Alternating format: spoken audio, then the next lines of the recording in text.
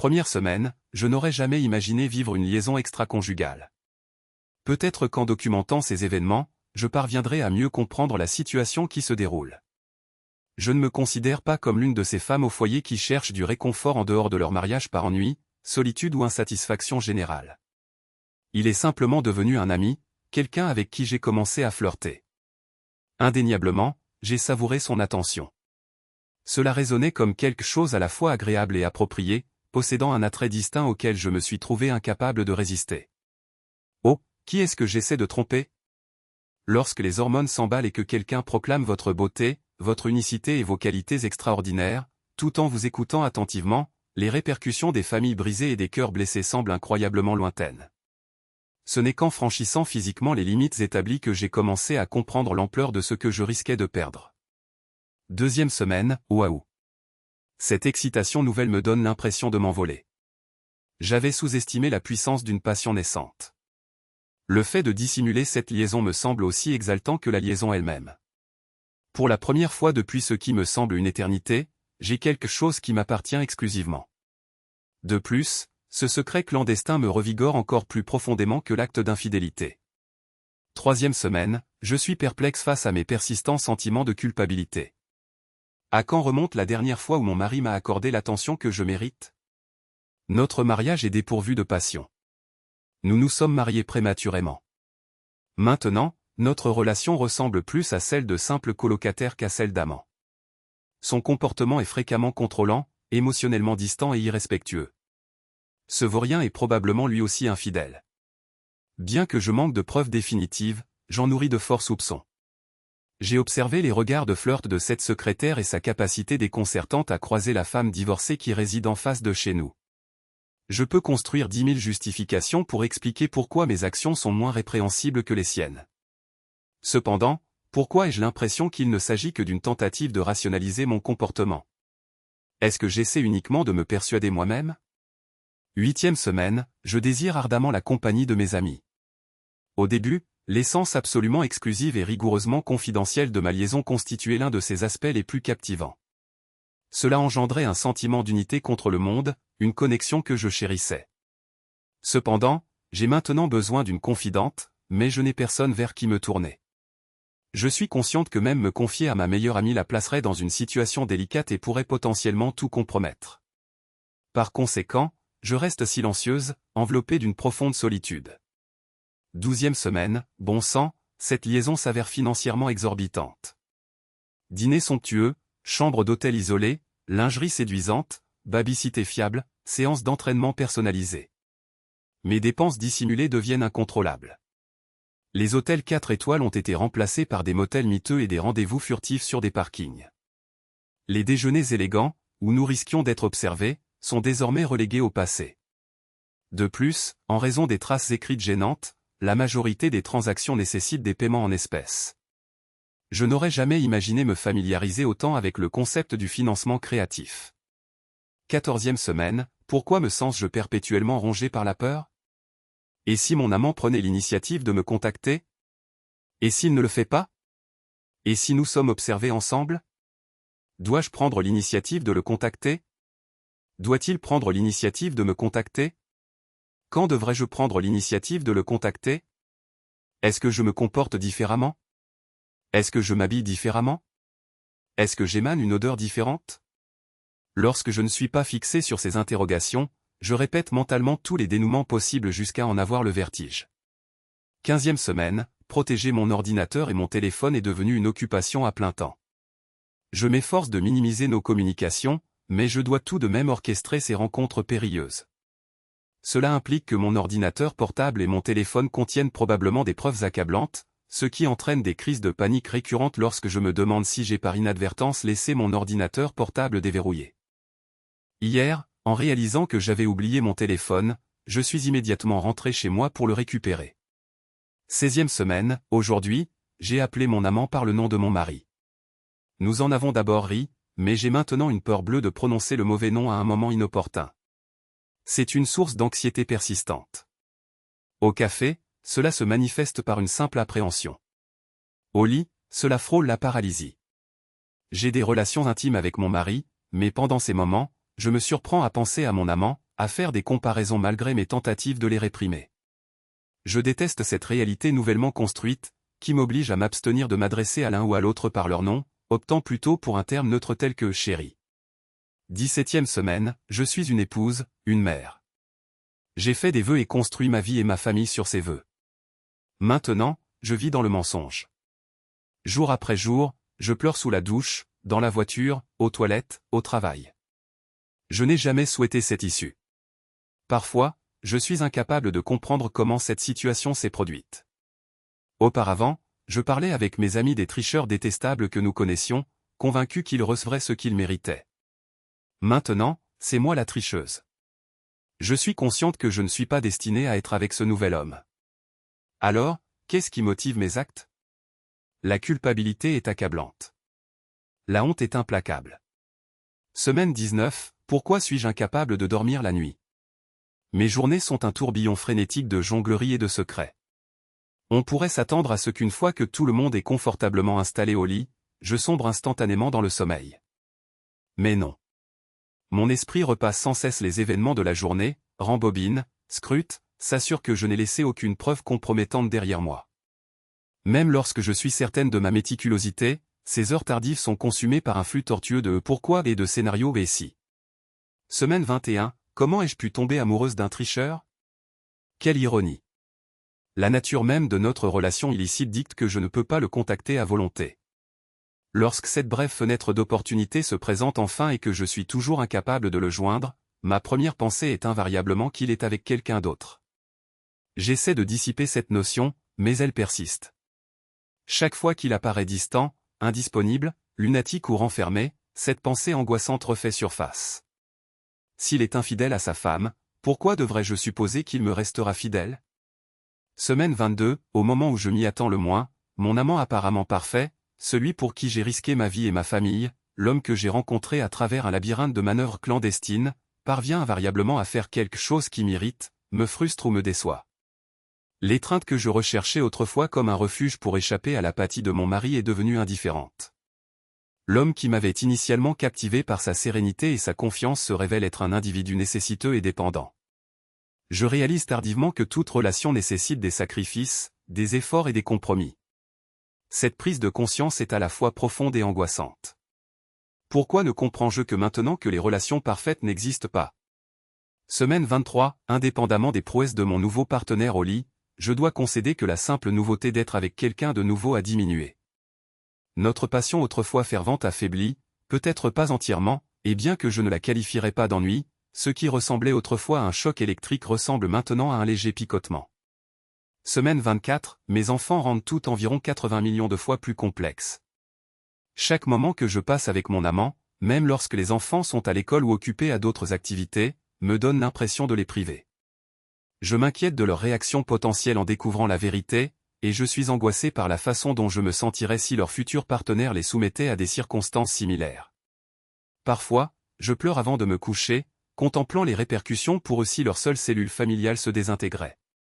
Semaine 25, c'est étrange, mais j'ai commencé à observer chez mon mari des qualités que je n'avais pas appréciées auparavant. Peut-être est-ce la culpabilité accablante, ou peut-être est-ce simplement ma conscience qui me rattrape.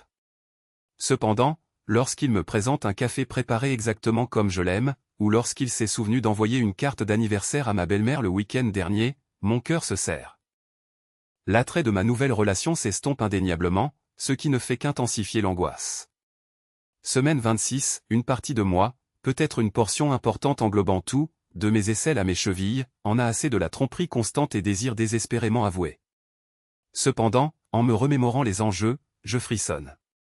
L'aveu pourrait signifier la fin de mon mariage. Cela infligerait douleur et colère à mon mari et à mes enfants. Cela briserait leur monde.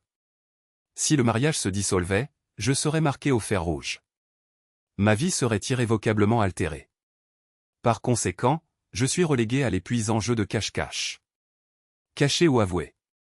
Les deux options sont terribles. Semaine 27, toute cette affaire était une erreur. C'est tout simplement trop compliqué. Je suis complètement épuisé. Malheureusement, mon désir de mettre fin à la liaison ne garantit pas l'accord de mon amant. Il a menacé de tout révéler à mon mari.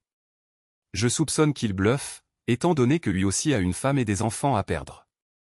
Quoi qu'il en soit, il est évident que nous ne sommes pas sur la même longueur d'onde, et notre rencontre imminente sera turbulente. Je ne peux qu'espérer que la dissolution de cette liaison ne sera pas aussi catastrophique que son commencement. Semaine 28. Je ressens maintenant une libération, mais je regrette profondément de ne pas avoir agi différemment plus tôt. Le poids des cœurs que j'ai brisés, des promesses que j'ai trahies, et de la confiance que j'ai anéantie, m'accable. Si j'avais eu la compréhension que j'ai aujourd'hui, je souhaiterais revenir en arrière et réécrire au moins quelques chapitres de mon histoire. Semaine 32, cela fait un mois que j'ai mis fin à cette liaison. Je commence à croire que cette expérience pourrait, en fin de compte, consolider mon mariage. Je reconnais maintenant que c'était une erreur colossale. Je comprends l'étendue de mes pertes en cours de route. Cette prise de conscience a fait de moi la partenaire la plus attentive et la plus reconnaissante que l'on puisse imaginer. À ce stade, deux voies s'offrent à moi. Je peux tout avouer, nous permettant d'essayer d'avancer avec honnêteté, en espérant que mon mari essaiera de sauver notre relation. Cependant, je crois que partager chaque détail sordide ne ferait que lui infliger davantage de souffrance. Par conséquent, j'ai résolu de souffrir en silence. Je me suis résigné à vivre avec ma culpabilité et la paranoïa constante qu'il puisse, d'une manière ou d'une autre, découvrir la vérité. Paradoxalement, ma liaison a marqué la jeunesse du type de relation que j'avais toujours envisagé. Et j'étais prête à déployer tous les efforts possibles pour l'atteindre et la préserver. J'avais l'impression que c'était le commencement d'un nouveau chapitre de ma vie. Quoi qu'il en soit, cette liaison m'a transformé, ainsi que mes relations. Et je ne peux qu'espérer que je serai capable d'accepter tout ce qui se produira en conséquence. Semaine 36, mon monde vient de s'écrouler. Aujourd'hui, je suis rentré à la maison et j'ai trouvé une maison vide, ainsi que des papiers de divorce de mon mari sur la table de la cuisine. Nous savons tous qu'environ la moitié des mariages se terminent par un divorce, cependant, la possibilité d'une telle issue ne traverse jamais l'esprit, ce qui rend la réalité encore plus surréaliste et dévastatrice. Quand mon mari m'a présenté les papiers de divorce, je n'avais certainement jamais envisagé d'avoir une liaison extra-conjugale. Bien qu'elle ait été longue, j'y avais mis fin des mois auparavant. J'avais fait preuve de la plus grande discrétion. A-t-il découvert la vérité? Comment a-t-il déterré mon secret? Maintenant, tout se règle par l'intermédiaire de représentants légaux. J'ai l'impression de simplement exister, dépourvu de vie véritable, parce que mon mari, mon âme sœur, l'homme avec qui j'envisageais de passer le reste de mes jours, refuse même de reconnaître ma présence. Informer les enfants s'est avéré être le moment le plus pénible de mon existence. Je souhaitais que nous annoncions la nouvelle ensemble, en présentant un front uni. Il m'a fallu toute ma détermination pour simplement persuader mon mari d'être présent, uniquement pour m'empêcher de tenter de lui faire porter le blâme. Je reconnais que je suis l'architecte de cette situation difficile. Au début, les enfants se sont accusés eux-mêmes, ce qui était l'aspect le plus atroce. Ensuite, leur colère s'est directement abattue sur moi. Je n'étais pas préparé à l'intensité de la fureur, au torrent de larmes, aux cris retentissants, puis au silence qui a suivi. Mon plus jeune enfant, encore inscrit en maternelle, n'a pas tout de suite compris la situation, ce qui signifie que je serai contrainte de réitérer cette conversation d'une manière ou d'une autre. J'ignore comment mon mari s'y est pris, mais il n'a jamais tenu de propos désobligeants à mon sujet en présence des enfants. J'espère ardemment qu'il ne le fera jamais.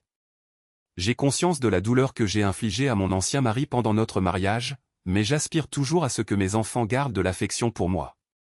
Je l'implore simplement de s'abstenir de toute allusion sarcastique à mes transgressions. Cela ne leur apporterait aucun bénéfice. Cela ne ferait qu'engendrer de la confusion, de l'angoisse et un fardeau de chagrin encore plus lourd que celui qu'ils sont déjà contraints de supporter.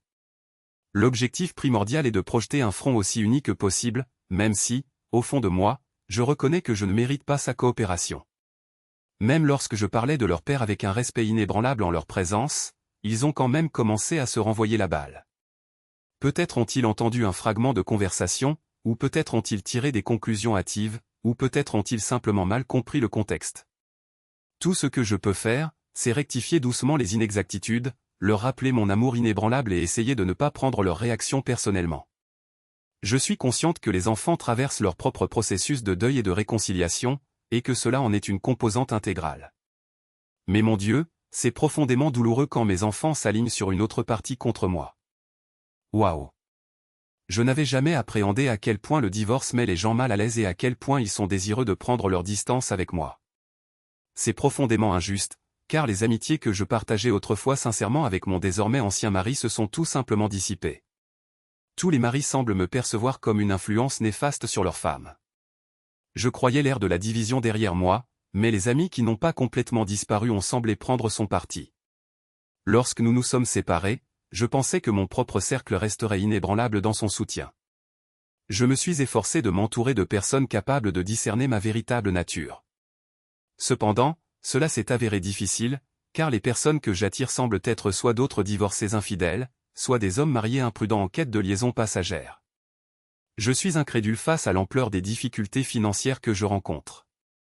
Ni l'un ni l'autre n'avons jamais été riches, et même avec le versement d'une pension alimentaire, mon niveau de vie a connu une chute brutale. J'ai été contrainte de vendre la maison à laquelle je tenais tant et de déménager dans un logement plus petit. Mes précieuses économies ont été épuisées simplement pour couvrir les frais juridiques. J'aspirais à être une mère au foyer à plein temps. Mais maintenant, je suis de retour sur le marché du travail. Je fais tout mon possible pour respecter un budget strict, mais je prie simplement pour que ce fardeau financier supplémentaire ne persiste pas indéfiniment. Je suis complètement épuisé, peinant à joindre les deux bouts.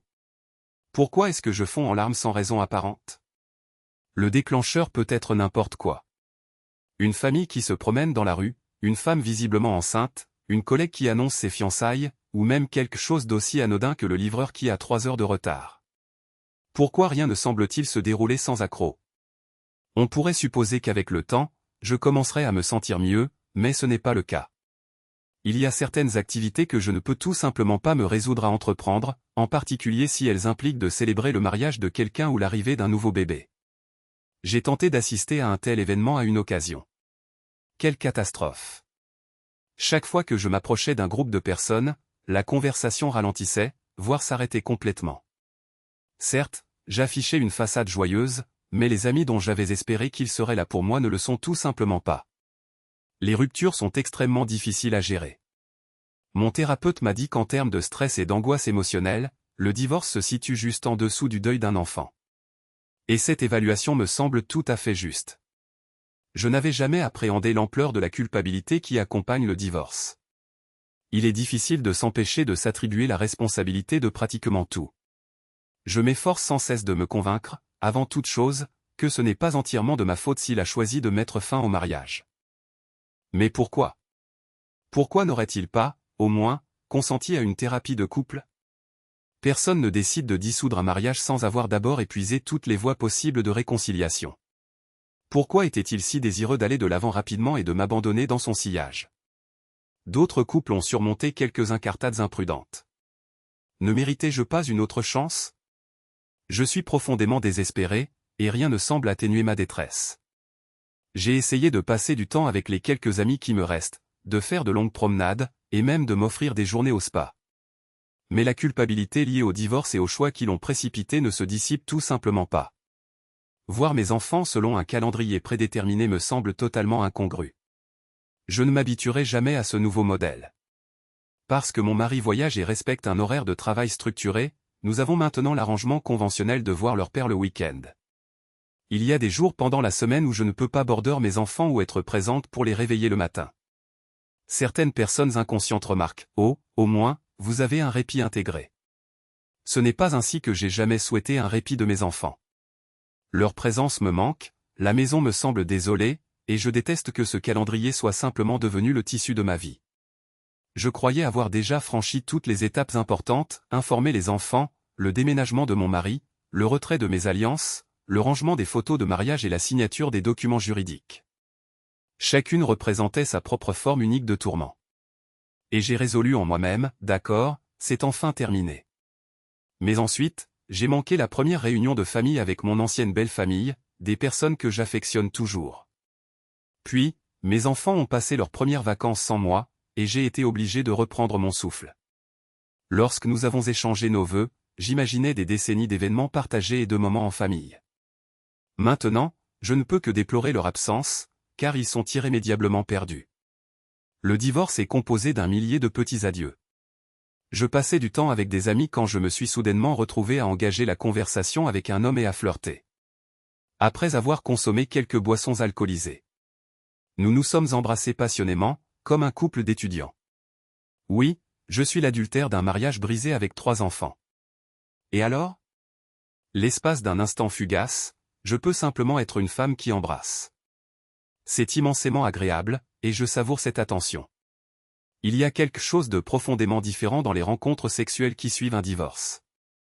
D'abord, surtout dans le contexte d'une relation naissante, c'est indéniablement passionné.